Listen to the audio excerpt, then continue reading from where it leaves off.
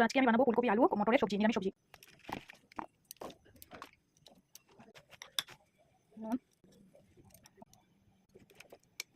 আলুটাও দিয়ে দেবো। জন্য নিয়েছি জিরে, ধনে, গরম মশলা, আদা কুচি আর কাঁচা লঙ্কা। এবার এটা মিক্সিতে দিয়ে দেবো। এখানে মশলাটা করা হয়ে গেছে আর এই দিক দিয়ে ভাপানো হয়ে যাচ্ছে। নুন হলুদ দিয়ে ফুলকপিগুলো সিদ্ধ করে নিচ্ছি।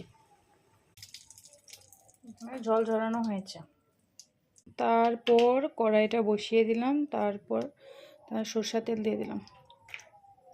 এখন ফুলকপি আলুটা ভেজে নেব। প্রথমে আলুটা ভেজে নেব।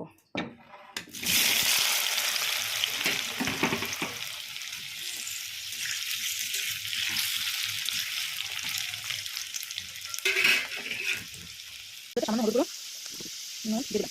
এখন ভালো করে দেবো, লাল করে একটা আলুটা ভাজা হয়ে গেছে, এখন নামিয়ে নেবো। তারপরে ফুলকপিটাও দিলাম।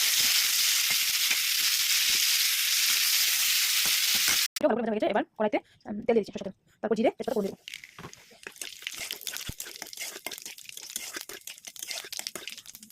তারপর মশলা দিয়ে দেবো, নুন দিয়ে দেবো, হলুদ।